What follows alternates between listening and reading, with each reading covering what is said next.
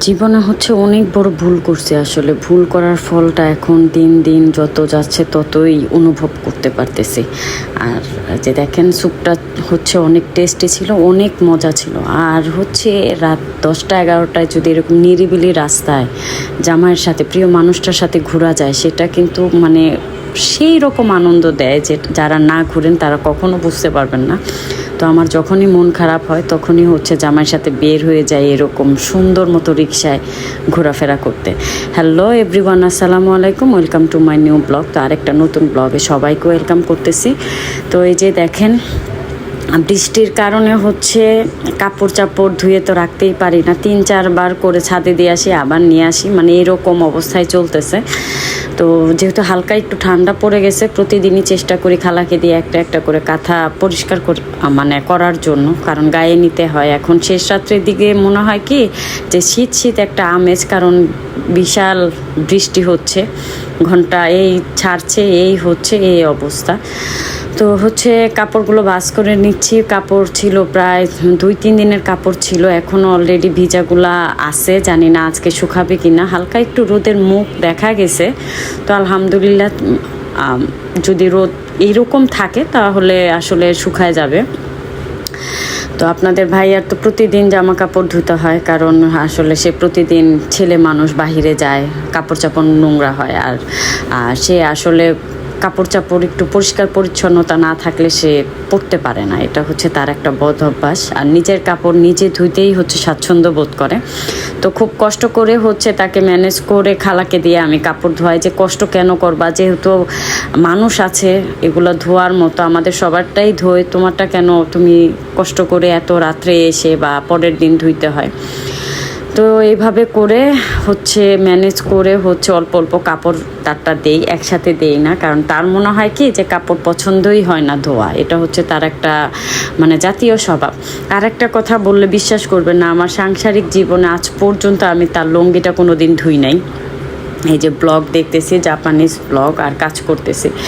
আর হচ্ছে বৃষ্টির ব্লগটা ছিল, জাপানের এই দৃশ্যটা এত সুন্দর লাগছে যে প্রায়ই দেখি। তো এই যে দেখেন কি রান্না করলাম, রান্না করছি হচ্ছে করলা ভাজি, করকরা করে। এই করলা ভাজির একটা গল্প আপনাদের সাথে শেয়ার করব, যেটা বাস্তব জীবনের গল্প। ঠিক এই রকম করলা ভাজি নিয়েই আসলে ঘটনাটা ঘটছে। তো এখন হচ্ছে অল্প সময়, আপনাদের সাথে পুরো ঘটনাটা শেয়ার করতে পারবো না। আর কি কি করছি এই যে দেখাচ্ছি আপনাদের, আর কি কি করছি। এখন হচ্ছে শিং মাছের ঝোল করছি, সেটা হচ্ছে তেঁতুল দিয়ে। এই রান্নাটা হচ্ছে আপনাদের ভাইয়ার খুব পছন্দ, শিং মাছের ঝোল। আর যে ইনকাম করে খাওয়ায় আসলে তার যত্নটা একটু অন্যরকমভাবেই নেওয়া উচিত, যে কোন জিনিসটা তার ক্ষতি, কোন জিনিসটা ভালো, সেটা ঘরের স্ত্রীরই আসলে বোঝা উচিত।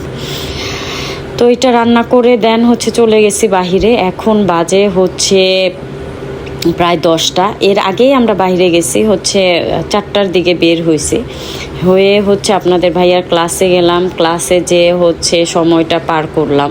দেন হচ্ছে ঘুরে ঘুরে একদম বেলি রোডের মাথায় চলে গেছি, কিন্তু ওইখানে কোনো রকমের কোনো স্ট্রিট ফুড পাওয়া যায় না। আবার হাঁটতে হাঁটতে হাঁটতে হাঁটতে আসছি, দেখি একটা স্টলই আছে ভিকারুন্নেসা নুন স্কুলের সাথে, একদম সাথে। কিন্তু এই লোকটাকে আসলে কোনো মতো শান্তি মতোভাবে ব্যবসাটা করতে দিল না পুলিশরা। মানে একটু পর পর হচ্ছে এসে সে মানে কানে কানে কি বলছে সেটা তো আপনারা বুঝতেই পারতেছেন কি বলে। তো এদিক দিয়ে মোমোর অর্ডার দিলাম। মোমোওয়ালা ভাইয়াটাও আসলে শান্তি পাচ্ছিল না, খুব ভয়ে ভয়ে কাজ করতেছিল। যে দেখেন খুব ঘামা, আমরা খুবই মানে ঘেমে গেছি হাঁটতে হাঁটতে। তো আপনাদের ভাইয়া বলতেছে যে চেহারাটা একদম অবস্থা খারাপ। আর ওই দিন না অনেক গরম ছিল, খুবই গরম ছিল। আর আমাকে দেখলে তো আপনারা বিশ্বাসই করবেন না, মানে আমি এত প্রকারের শুকাইছি, মানে খুব আপসেট দেখা যাচ্ছে, আমাকে খুবই আপসেট দেখা যাচ্ছে। তো আপনাদের ভাইয়া বলতেছে যে তুমি অনেক শুকায় গেছো, অনেক শুকায় গেছো। তো সেটা কেন শুকাইছি আসলে আমারটা আমিই জানি, আর হচ্ছে আল্লাহ জানে। তো যাই হোক, এখন হচ্ছে স্ট্রিট ফুড নেওয়ার পালা। 1 ঘন্টা অলরেডি শেষ। 1 ঘন্টায় আমাদের মোমোটা তৈরি হয়ে গেছে, বাট হচ্ছে যেটা চিকেন চাপ, লুচি, তারপর হচ্ছে আরেকটা জানি কি বলে, গরুর ক্ষীরা মানে ওলান যেটাকে বলে খাস বাংলায়, সেটা। তো দাঁড়ায় থাকতে থাকতে মনে করেন মেজাজটা এমনিই খারাপ হয়ে গেছে। ও দেন হচ্ছে স্যুপ শেষ হয়ে গেছে, স্যুপটা মূলত খেতে আসছি, স্যুপটা খুবই পছন্দ করি। তো আপনাদের ভাই আমাকে বলতেছে তুমি অনেক স্বার্থপর। তো আমি স্বার্থপর, আমি 5 মিনিট মানে নিজে চুপ করে থেকে দেন হচ্ছে প্রশ্ন করলাম, বলো তো আমি কি স্বার্থপরের কাজটা করছি এত বছর সংসার জীবনে। তো হেসে হেসে সে আমাকে বলতেছে, দেখো তোমার শান্তির জন্য বা আমার শান্তির জন্য আমরা দুইজন একসাথে কি সুন্দর করে মানে এতটা সময় কাটাইছি, আর বাচ্চা দুইটা বাসায় রেখে আসছি। মানে ও ওই কথাটাই বুঝাইতে চাইছে হাসতে হাসতে যে আমরা শান্তির জন্য সব কিছু করতে পারি। কারণ আমাদের আসলে বিবাহিত জীবনে একা টাইমটা যখন একটা বাচ্চা কাচ্চা হয়ে যায়, টাইমটা কিন্তু মানে থাকেই না। তো সেই টাইমটা বের করার দায়িত্ব হচ্ছে সংসারের স্বামীর, যে কিভাবে সে টাইমটা বের করবে। তো সেই টাইমটা কিন্তু বের করে হচ্ছে আমার জামাই, আলহামদুলিল্লাহ। তো আসলে মূল কথা কি, সেই মানুষটারই দায়িত্ব সময়টা কিভাবে সে বের করবে, যেটা হচ্ছে একটা স্বামীর খুবই প্রয়োজন তার স্ত্রীকে একান্তভাবে সময় দেওয়া, যেটা আলহামদুলিল্লাহ আমার জামাই করে। তো সেটাই উনি বলতেছিল যে আমরা খুব স্বার্থপর, দুটা বাচ্চা বাসায় রেখে কিভাবে সে মানে খুব ঘোরাফেরা করতেছি। দেখেন এখন পর্যন্ত আমাদের অর্ডারটা কিন্তু মানে সিরিয়ালি নাই, মানে কি আর বলবো। তো এখানে হচ্ছে আমি আবার চার্ট দেয়া থাকে কোনটা কোন প্রাইস, তো এই চার্টটা পরে নিলাম। দেখলাম স্যুপ এখানে হচ্ছে কম, দামটা হচ্ছে 20 টাকা ডিফারেন্স। তো স্যুপ যে আমরা খাবো সেটা তো কল্পনাই করতে পারি নাই। রিজিক এমন একটা জিনিস, যেটা খেতে বের হয়েছিলাম দেন হচ্ছে ফিরে আসছি আর হচ্ছে পাইনি। তো আমরা আপনাদের ভাইয়া হচ্ছে সেই ক্ষীরাটা খেলো আর হচ্ছে পার্সেল নিয়ে নিছি, কারণ আমি এখানে দাঁড়ায় খেতে পারবো না, প্রচুর মানুষ আর হচ্ছে অনেক গরম, এর মধ্যে অন্ধকার। এই লোকটা খুবই ডিস্টার্ব ছিল পুলিশদের অত্যাচারে। এই একটা স্টলই ছিল আর এই মোমোর এই একটা স্টলই ছিল, আর কিছুই ছিল না। এই যে দেখেন, সে হচ্ছে এই জিনিসটা কি আবার ঠান্ডা হলে কিন্তু ভালো লাগে না, এই জিনিসটা আমাদের বাসায়ও তৈরি করি, খুবই মজা। তো আপনাদের ভাইয়া বলতেছে আমাকে আরেকবার বাসায় এইভাবে বানাই দিবা। আর সসটা ছিল খুবই খুবই টেস্টি। যারা এখানে যে খান অবশ্যই তারা জানেন যে এখানের খাবারের মানটা কিন্তু খুবই ভালো থাকে। আর আমি মনে করি যে এখানে হচ্ছে এইসব ছোট দোকানের ব্যবসা কিন্তু সব থেকে ভালো হয়। বড় বড় ভিআইপি যে রেস্টুরেন্টগুলো আছে, কেএফসি বিএফসি যাই বলেন না কেন, শেরাটন যাই বলেন, ওইখান থেকে এখানে দাঁড়ায় খাবার খাওয়া যে কতটা মানে শান্তি লাগে যা বলার মতো না, খুবই শান্তি লাগে।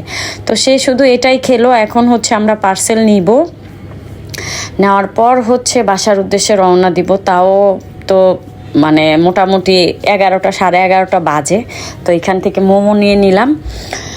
তো এখন হচ্ছে হেঁটে হেঁটে যাব, বলছি যে এত ঠান্ডা বাতাস, তাহলে হেঁটে হেঁটে খাই, সরি হেঁটে হেঁটে যাই আর কি। তো বলতেছে না, রিক্সা দিয়েই যাই, দেখবা বাতাসটা আরও বেশি ভালো লাগবে। তো রিক্সা নিলাম, নিয়ে হচ্ছে একদম ওয়ারলেস উজ্জ্বল হোটেলের সামনে যেয়ে নামছি আমরা। তো হচ্ছে মোটামুটি আসলে আমরা চলে আসছি একদম। তো ভাবতেছি যে বাস দিয়ে যাব, কিন্তু কোনো রকমভাবেই হচ্ছে আপনাদের ভাইয়াকে মানানো যাবে না, সে যেটা বলে সেটাই তো করে, এটাই হচ্ছে তার অভ্যাস। তো এই যে রিক্সা থেকে নেমে যাচ্ছি, টাকাও দিয়ে দিচ্ছে, মানে একটু সামনে 5-7 মিনিট হাঁটলে কিন্তু আমরা চলে আসতে পারতাম, কিন্তু এই লোকটাকে কোনো মতেই বুঝাইতে পারলাম না। তো এই যে সামনে চলে আসছি। এখন হচ্ছে মানে কি বলে যে চাউমিন, মানে আমার চাউমিনটা খুবই পছন্দ এই দোকানের, একদম এই দোকানের। কারণ এই দোকানের উপরে হচ্ছে এডিটর তুষার ভাইয়ার প্যানেল ছিল, তখন তো আসতাম, তখন হচ্ছে এই জায়গার খেতাম। তো এই জিনিসটা আপনাদের ভাইয়ার মনে আছে। তো বলতেছে ভাই 1 প্লেট ছিল, আরেকজনকে দিয়ে দিছে। তো মনটা খারাপ হয়ে গেছে, আবারও সে আসছে যে আশেপাশে কোনো জায়গায় আছে কি না। তো ভাইয়া বলতেছে ভাইয়া আশেপাশে থাকলেও খেয়ে মজা পাবেন না, ওই রকম স্বাদ হবে না, তো আরেকদিন আপনি পার্সেল নিয়ে যান ভাবির জন্য। তো সামনে হেঁটে আসলাম, হেঁটে এসে দেখি এই স্যুপের দোকানটা। তো আপনাদের ভাইয়া বলতেছে এখান থেকে খেয়ে দেখি, কখনো খাই নাই, স্যুপটা কেমন হয়। তো দেখলাম যে ওই রকম আসলে আমি বেলি রোডের ভিতরে খাওয়ার পর যেই শান্তিটা পাই, যে মজাটা লাগে, সেটা এখানে ছিল না। এটা হচ্ছে বানানোর পর আপনাদের ভাইয়া আবার নিজের হাতে এটাকে সস টস দিয়ে হচ্ছে বানাইছে। তো এই যে চেয়ার নিচ্ছে, বসছি। আসলে এই যে মোমেন্টগুলা, ছোট ছোট মোমেন্টগুলা, এই মোমেন্টগুলা কিন্তু মানে সহজে কিন্তু ভোলা যায় না। সহজে কি ভোলা যায়? যত কষ্টই হোক, যত রাগ হোক, যত কিছুই হোক, মানে একটা মানুষ যে কতটা যত্নশীল হয়, যখন প্রিয় মানুষটা এরকম যত্নশীল হয় যে না, তার সাথের মানুষটাকে টেক কেয়ার করা, তাকে সুন্দরভাবে, মানে সে কি জিনিসটা খাইতে পছন্দ করে বা কিভাবে থাকতে পছন্দ করে, সেই টেক কেয়ারগুলা যখন একটা মানুষ একান্ত, যেটা হচ্ছে সব থেকে প্রিয় মানুষ পৃথিবীতে করে, সেই ভালোবাসাটা কিন্তু আসলে বোঝানো যায় না, ফিলটা বোঝানো যায় না। আমি না ওইখান থেকে বসে বসে শুধু তাকাইছিলাম, আর তাকায় তাকায় দেখতেছিলাম যে একটা মানুষ, মানে সে কিভাবে, মানে আমি যেটা খাই সেটা কিভাবে সে নিজের হাতে সব কিছু মানে বলে বলে দিচ্ছে যে এরকম দেওয়ার জন্য, দেন হচ্ছে আবার সে নিজে নিয়ে আসছে যে কোন জিনিসটা কম ছিল স্যুপটার মধ্যে, এরকম করছিল। তো আমি তাকাইছিলাম যে মানুষ এত, মানে এত কিভাবে এরকম হয় যে একটা মানুষকে আগলায় রাখার মতন ক্ষমতা সবার ভিতরে কিন্তু থাকে না, কিন্তু এই মানুষটার ভিতরে আছে। এই মানুষটা হচ্ছে অন্যরকম একটা মানুষ, খুব মানে অন্যরকম। তার স্বভাবটা আমি না বুঝাইতে পারবো না যে সে কী রকম, মানে কতটা টেক কেয়ার যে করে, যা বলার মতো না। তো এই যে আমি এখন খাবো, আর কোক ছাড়া তো আমি খেতেই পারবো না। কোক তো এখন খাই না, খাই হচ্ছে মোজোটা। তো মোজোটা বলতেছে যে তুমি খেতে থাকো, আমি মোজোটা নিয়ে আসতেছি। বললাম না যে অনেক রাত হয়ে গেছে, এদিক দিয়ে হচ্ছে তাড়াতাড়ি থাকে, অতটা হয় না, বাট হচ্ছে আরেকটু দেরি করলে লাস্ট কাস্টমার ছিলাম আমরা, সেটা বলতেছে ভাইয়া যে আপনারাই হচ্ছে লাস্ট কাস্টমার, আমরা বন্ধ করে দিব। তো এই যে খাচ্ছি, আর হচ্ছে দামটা ছিল কিন্তু এখানে একটু বেশি, ওইখান থেকে 20 টাকা বেশি ছিল দাম, 20 টাকার মতো বেশি ছিল। তো চিন্তা করলাম যে শখের জিনিস খাওয়ার মধ্যে 20 টাকার ডিফারেন্স, এটা কোনো ম্যাটার করে না। তো আপনাদের ভাইয়া উঠে গেছে, দেন হচ্ছে আমাকে একটু ভিডিও মেক করে দিয়ে মোজোর খুঁজে চলে গেছে। এই যে একটু লবণের দরকার ছিল, আবার এসে লবণ দিল। এই অবস্থায় ছিল আমাদের ওই দিন। দেখেন আমার অবস্থা, আমি খুবই ডিপ্রেশনে আছি। সবাই দোয়া করবেন আমার শারীরিক সুস্থতার জন্য। আমার শারীরিক অসুস্থতার জন্যই আসলে মূলত আমার ডিপ্রেশনটা কাজ করতেছে।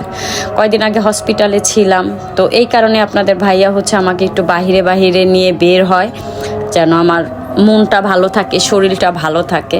তো আজকের ব্লগটা কিন্তু অনেক বড় হয়ে গেছে, তারপরও আশা করি মজা করে দেখবেন। তো বাসার উদ্দেশ্যে রওনা দিলাম সিএনজি দিয়ে বাসায় এসে দেখি দুইটা বাবু সুন্দর মতোই বসে আছে, একটা বড় বাবু, একটা ছোট বাবু। তো পার্সেলগুলো খুলতেছে, খাবে এখন। আমি জানি যে ওর তো খাবার খাবেই না, এগুলো খেয়ে ঘুমায় যাবে। তো ওই হিসাবে হচ্ছে রাত্রে 12:30 বেজে গেছে আমাদের আসতে, জ্যাম ছিল না তারপরেও। তো এগুলো হচ্ছে বের করে দিচ্ছি, ওরা খাবার খাবে, আমি ফ্রেশ হব, কারণ গোসল যদি না করি এত রাত্রে আর এত গরম, অবস্থা খারাপ হয়ে যাবে। এমনিতেও আমি সকালে একবার, রাতে একবার গোসল করি। চিকেন চাপটা ওই রকম ভালো ছিল না, মানে আসলে এখানে দাঁড়ায় খেলে যে স্বাদ পাওয়া যায়, পার্সেল নিয়ে আসলে কিন্তু ওই স্বাদটা আসলে পাওয়া যায় না। আর মোমো ছিল, মোমো হচ্ছে আমার হুজরাতের খুবই পছন্দ। এই যে দেখেন আমি একদম ফ্রেশ হয়ে হচ্ছে ওদের খাবারটা খুলে দিচ্ছি, আমি না খুলে দিলে তো তারা খাবেই না। এই যে মোমোটা হচ্ছে ভিতরের পুরটা ফেলে দিয়ে উপরের যেই ইটা থাকে সেটা খায়, হুজরাত খুবই পছন্দ করে। তো এই পর্যন্ত ছিল আমার ছোট্ট বলবো কি আর নাকি বড় বলবো কিছুই বুঝতে পারতেছি না। ছোট্ট একটা ব্লগই বলি, কারণ মানুষের ব্লগ দেখি একদম 30 মিনিট 40 মিনিট। আমার লাইফে আমি কোনো দিন 20 মিনিটের উপরে ব্লগ করি নাই, খুবই কম, 20 মিনিটও যায় নাই মনে হয়। তো এটা ছিল হচ্ছে সেকেন্ড টাইম এত বড় ব্লগ। তো আশা করি সবার ভালো লাগবে, আর যারা আমার পাশে আছেন অবশ্যই পাশে থাকবেন। আপনারা পাশে থাকলে আমিও আপনাদের পাশে থাকবো, এটাই হচ্ছে স্বাভাবিক একটা বিষয়। আর এই সসটা না খুবই মজা লাগে, সাথে হচ্ছে কাঁচামরিচ ভিনেগার আলাদা অ্যাড করে দিলে আরও টেস্টি হয় সসটা। তো এগুলো ঢেলে দিচ্ছি, আর হচ্ছে ওদের খাওয়া দাওয়া হলে হচ্ছে ঘুমায় যাব আর কি। আজকে সারাদিনের ব্লগটা কিন্তু এইভাবে আপনাদের সাথে শেয়ার করলাম। ভালো থাকবেন, সুস্থ থাকবেন। আর হচ্ছে চারিদিকে এখন অনেক অসুখ বিসুখ হয়ে যাচ্ছে, সবাই হচ্ছে সাবধানতা অবলম্বন করবেন। আর কিছু না, ভালো থাকবেন। এই যে আমার ছোটটা, আল্লাহ কি যে করে,